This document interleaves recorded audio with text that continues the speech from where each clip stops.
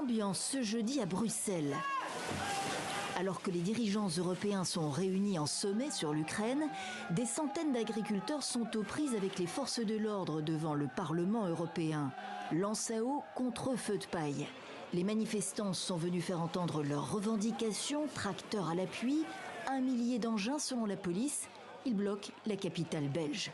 Salaire, fiscalité, réglementation, concurrence déloyale au sein de l'Union, impossible à l'international face aux pays latino-américains du Mercosur. Et un atout, les élections qui arrivent. On est à un moment clé. Des élections arrivent en Europe et les politiques sont très nerveux et la Commission européenne aussi.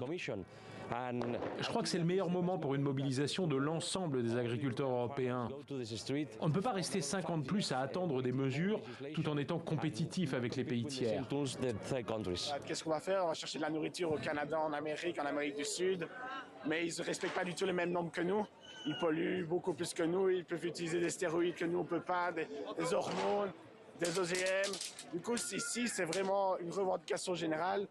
On n'est pas que là pour nous, on est aussi là pour tous les citoyens, parce que c'est quand même la merde qu'ils vont importer, que premièrement vont nous couler, nous, agriculteurs d'Europe, et deuxièmement, vont empoisonner nos citoyens d'Europe aussi. Dans l'après-midi, les tracteurs sont toujours là.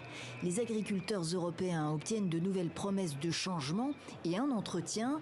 Des représentants du COPA-COGECA ont été reçus par la chef de la Commission européenne.